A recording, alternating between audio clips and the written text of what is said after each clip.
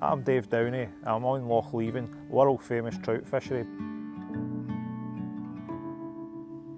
International fly fishing started here.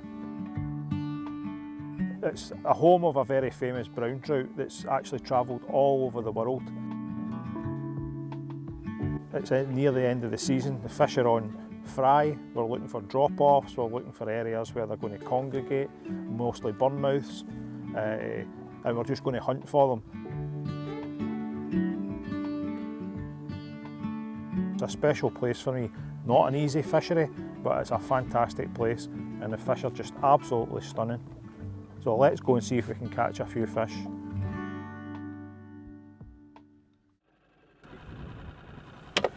So I'm just putting the boat into position on a drop off. It's about 4 foot, drops down to 6, 8 foot. I'm very, very superstitious. A lot of fishermen are. But I will not set my net up across the gunnels of the boat until I've actually got my first fish.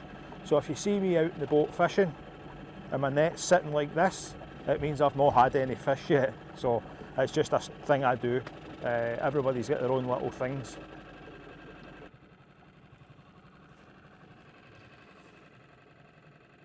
I'm actually fishing with my 10-foot 7-weight Sage. It's an old RPL rod. I love this rod, it's a fantastic rod. I'm using a 10-pound nylon cast. It's up to yourself what you use, but I like Airflow Sight Free G3. I'm fishing with 2 fry patterns, big fry patterns. So I've got the humongous, which is a gold one on the top dropper, and I've got a silver one on the point, and I've got a Pearly Invicta in the middle for when the fish are hitting the smaller fry.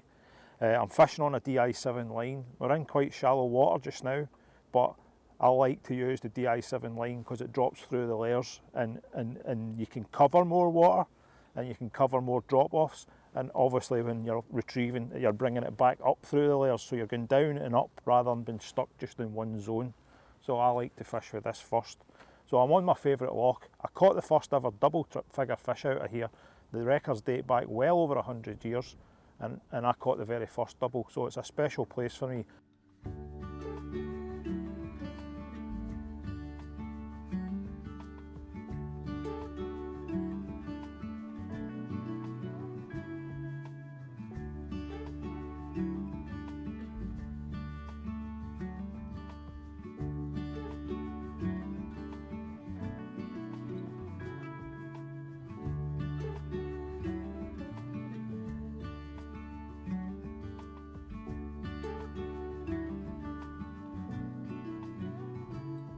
So for many years as a junior, I used to come here with Port Glasgow Angling Club, and it used to be a highlight, but I never ever caught any fish.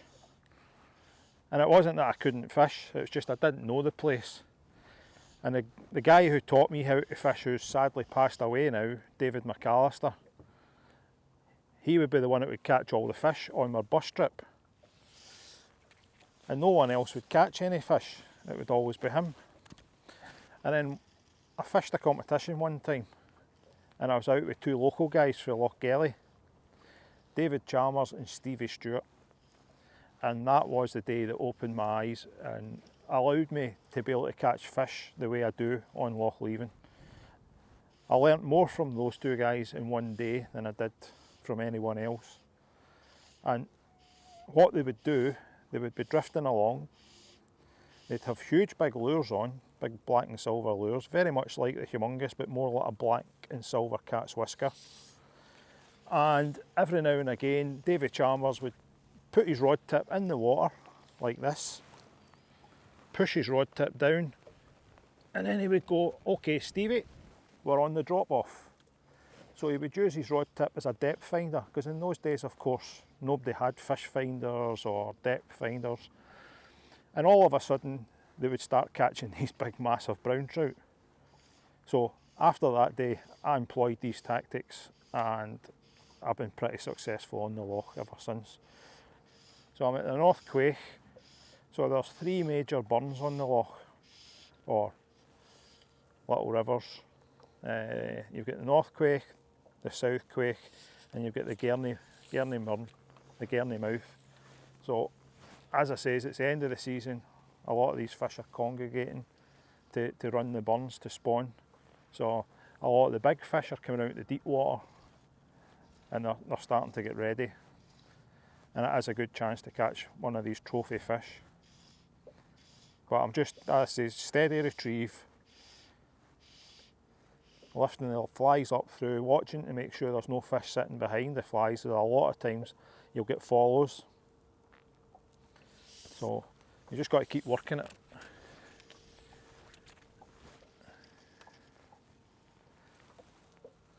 I was going to say, one of the big mistakes people make when they're fishing places like this as well is they're not constantly, especially in dry fly, you've got to be constantly scanning the water, looking for fish. And we used to do the early morning sessions on here, which would start at 1 o'clock in the morning, and you would fish throughout the night.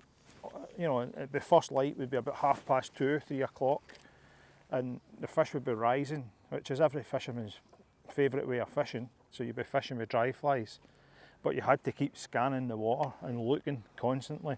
You don't just look at your rod tip all the time, you've got to keep looking about you, watching for other areas of activity.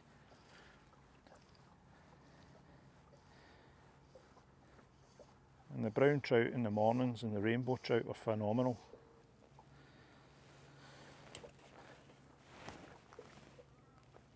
So normally when the tail gets tangled like that, it means something's had a grab at it. But the amount of times that a fish grabs your fly and you don't even know.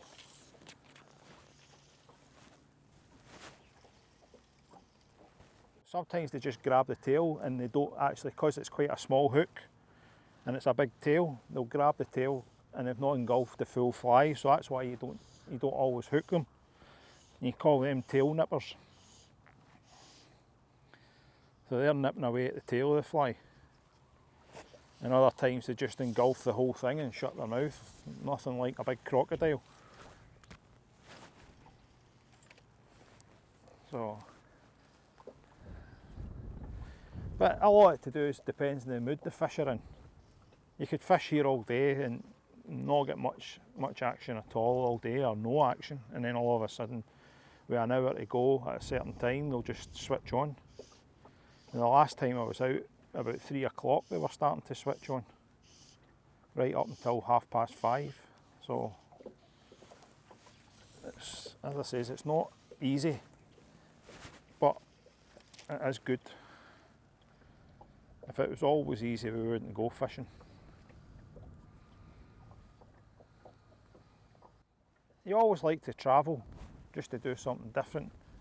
I mean, so the only other fishery in Scotland that kind of compares is Loch Leven,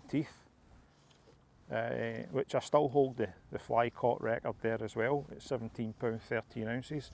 But the Loch Leven stocked on a weekly basis, so it's not so, I'm not going to say it's not so difficult, it can be difficult, but there's an awful lot fresh turnaround of fresh fish to catch. These are all wild fish. The place I would like to go and fish is New Zealand and Tasmania, because the fish came from here. A lot of the brown trout in New Zealand and Tasmania came from Loch Leven. There were eggs transported over to these countries. I've not been there yet. I've fished a lot of lakes in America, and yeah, they're good. Some of them get big fish, but the tendency in America is to be rainbow trout over brown trout. The other place in the UK is Rutland Water, which is the English reservoir, which is rainbows and browns, and it's phenomenal as well, but it's a different kind of phenomenal. You know, here, as I say, these are wild fish. You're not fishing for fish that have been introduced, or they've all been born in the burns and they've all come back down into the loch. So I've done a bit of still water fishing elsewhere. There is one lake that I like in Reno, Pyramid Lakes. I've fished that with a few friends a few times now, and they've got huge fish in it, but it's cutthroat trout, so it's a different kind of trout again. But for brown trout, the only other places that can keep up with this for brown trout, oh, that was weed, would be the lochs in Ireland. I fished Corrib in Ireland and that was fantastic. So that's me catching weed on the flies now, so that tells me I'm in the right area, because that's where the fish like to hang out. You you know, I fish all over the world. I've been to World Championships, European Championships, and you always end up coming back to Scotland. You know, and you actually end up missing Scotland because the fishing in Scotland is fantastic. I mean, the River Clyde, which I was brought up on, and I used to go fishing there for just any kind of fish. It was sea fishing at Port Glasgow or Gourock or Greenock, and my granda used to take me. Where I fish it now is all the freshwater sections away upstream where it starts, and the trout in there are just amazing. The grayling are huge. I've had loads of friends from America come over and they've caught their first grayling on the River Clyde. So Scotland's got a lot of really good fishing, and there's places I've not been to like Loch Leven, Loch Leven up in Inverness-shire, all of these limestone lochs up in Caithness, Orkney, Shetland, Lewis, Harris. There's just so many good fishing places, but we're always looking for something different. So, but we always come back to fantastic fishing. But I don't think I could go through the rest of my life not getting to fish here.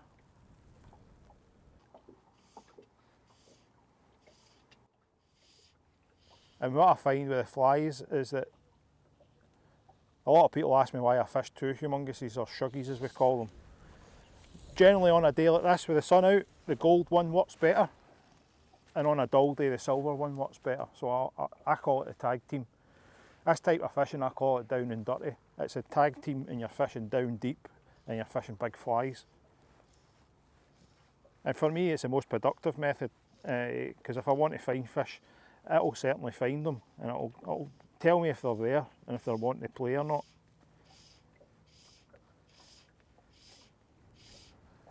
I just missed a fish there. Actually, the fish hit the fly, but it doesn't always lock up, and I had a really good fish follow the fly in as well. So they're here. We just need to try and work out. Sometimes it's just about working out the retrieve that they want to fly on, or the depth, and it is just trial and error until they actually start. But once they hit it, it usually just locks up.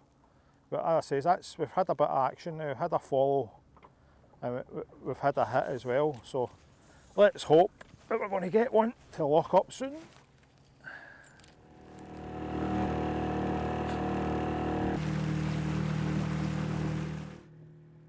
There have been lots of internationals. The first international between Scotland, England, Ireland and Wales was fished here. Don't ask me what year, I don't know, but it was a long, long time ago. And I also qualified for the Scotland senior team on here a long time ago as well. But it does hold a special place in my heart. And as I say, it's not easy fishing, but it's very rewarding and it's just a nice place to be. Oh, there we go, we're in. Oh. Look. Well, I've just managed to hook into a good fish. So I'm just going to play it gently now, because it's a big fish and it wants to jump. And we're not wanting that. Oh, it's late stage in the day, so I'm going to get my net ready. Oh. So as we've got the net ready, make sure the line doesn't go anywhere. This is one of the reasons I don't use a drogue. It's because the fish is at the back of the boat, so if I had a drogue there I'd be worried about getting it wrapped around the ropes. And it is a big fish. And it's not happy, and it's gone.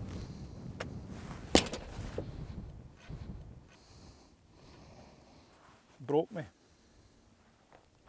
That's what happens when I had line wrapped around the, when the fish ran, it actually pulled the line and caught it in my boat seat and broke the line. So I lost it, and it was a very big fish. It didn't break me actually, it just got off. Oh well.